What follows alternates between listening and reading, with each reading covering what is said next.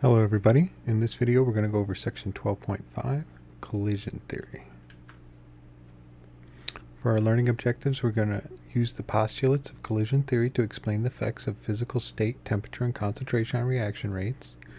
We're going to define the concepts of activation energy and transition state. And we're going to use the Arrhenius equation in calculations relating rate constants to temperature. So first let's talk about what are the postulates of collision theory.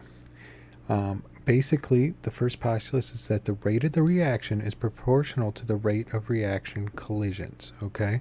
So our reactants have to bump into each other and collide in order for a reaction to happen.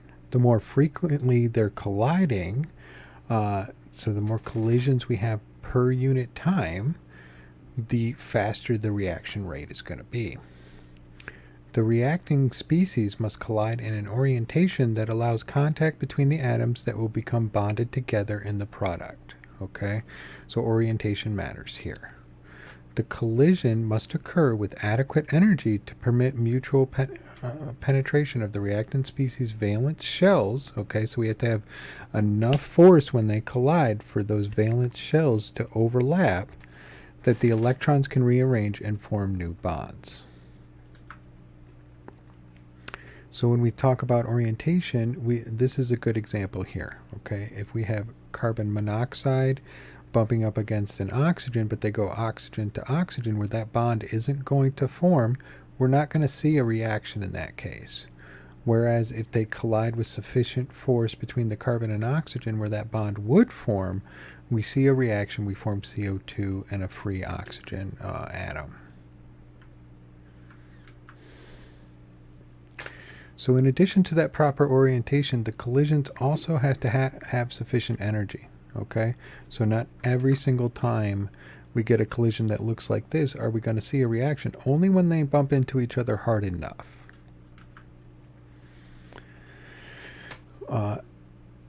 When they have both the proper orientation and adequate energy, they combine to form an unstable species called an activated complex or transition state.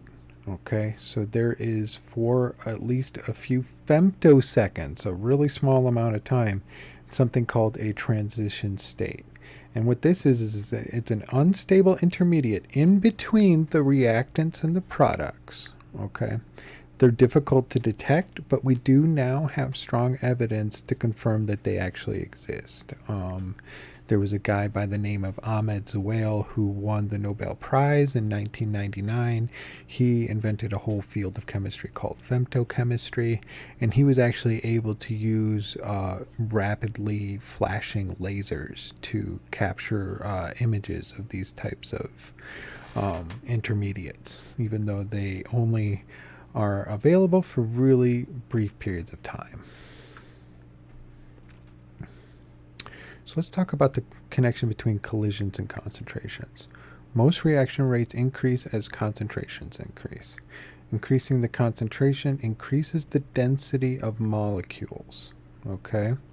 So with more molecules that are packed tighter together, the probability of an collision increases. So that's pretty intuitive. If I put more molecules in a smaller area, they're more likely to collide with one another. This does assume that the molecules have adequate kinetic energy, i.e. temperature, so the overall reaction medium is hot enough to react. Otherwise, even though there are more collisions, they're just gonna bump into each other and then divide. They're never gonna actually react with one another. So let's talk about activation energy. The minimum energy, so this is the kinetic energy we were just talking about, necessary to form a product during a collision between reactants is called its activation energy. If the average kinetic energy of the molecules is larger than the activation energy, the reaction is going to proceed pretty quickly. If the average kinetic energy is lower than the activation energy, the reaction will proceed slowly, okay? It may even stop altogether.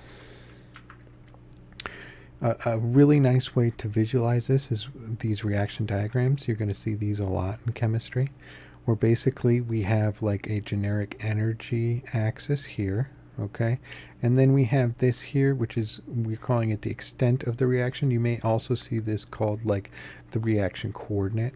All right, so there's a few different ways that we could get this here, but basically it's how far has the reaction gone to completion. The level that we start off at is the energy level of our reactants. The energy that we end up at is the energy level of our products.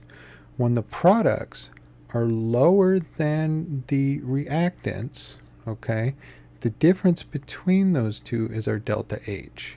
And this would result in a negative delta H, meaning that it's exothermic. The reaction gave off energy when it happened.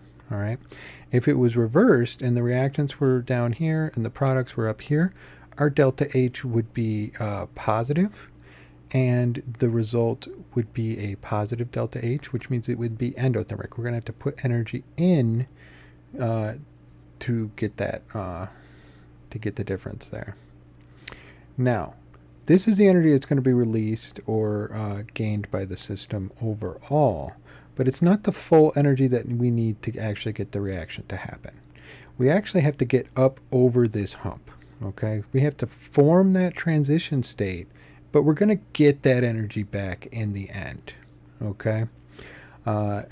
So if we want the reaction to proceed quickly, we want this hump here to be small.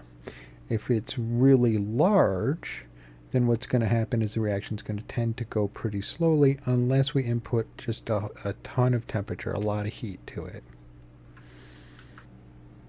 So as we like to have, we need a mathematical expression that's going to allow us to be quantitative with our activation energies, and this is called the Arrhenius equation. And what it's going to do is it's going to relate our reaction constant K, okay, to this term here, all right, where again we have this exponential here, all right. So R here is our gas constant. That's going to be 8.314. That's what we're going to use there, joules per mole Kelvin. T is the temperature in Kelvin, so that the units work out with R there. EA is our activation energy per mole, so we're going to have joules per mole after we've canceled those out. E is a constant, okay, the E value, Euler's number, it's 2.7183. And A is a constant. It's like a little fudge factor that we call the frequency factor. And what the frequency factor is it's related to the frequency of collisions and orientation of the reacting molecules. So it's specific to the molecules that we actually have.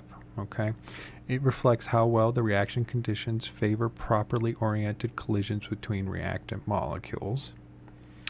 And an increase in probability of effectively oriented collisions results in a larger value of A and faster reaction rates. So basically A is telling us how effectively the specific type of molecules and reactants we have are going to be able to collide with one another. So let's talk about temperature and activation energy. The exponential term of the Arrhenius equation describes the effect of temperature on reaction rate. Okay, so if we look back here, what we're getting out of this is we're getting that this K value is, if that's higher, our reaction rate is going to be higher. If it's lower, our reaction rate is going to be lower. And we can relate that back to the temperature and the activation energy. A higher temperature means a greater fraction of molecules possesses sufficient energy, RT, to overcome the activation barrier, EA. All right, so if we look at this exponent here, okay, when RT is really large and EA is really small, this whole ratio becomes a small number, okay? That means that our whole exponent is less negative, meaning that this value is larger and we get a faster reaction, okay?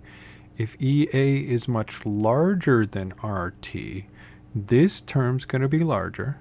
We apply that negative sign. That means that our whole exponent becomes more negative, which means that E here, this term, becomes much smaller, and our reaction rate goes down.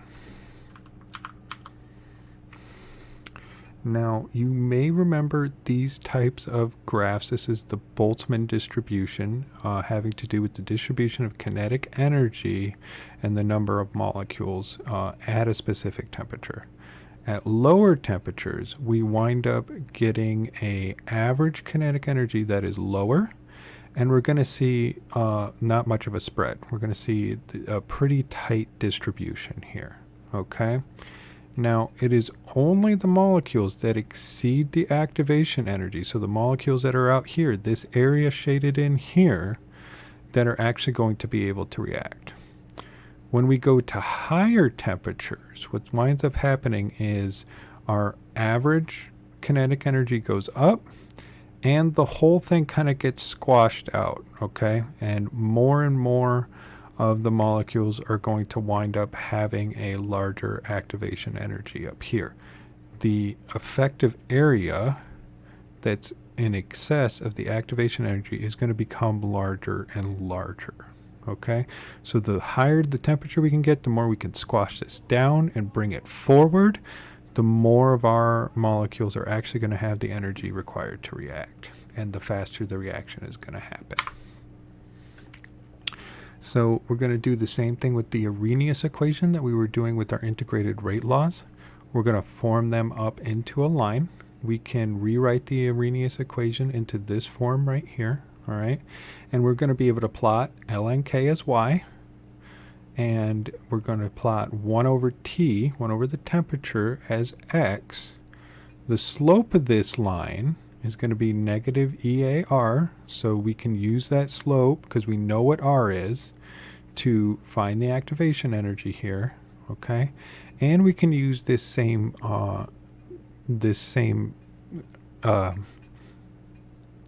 we can find the actual frequency factor, because that's going to be our y-intercept up here, okay, is going to be the natural log of the frequency factor, and we just need to raise that to the power of e in order to actually get the frequency factor.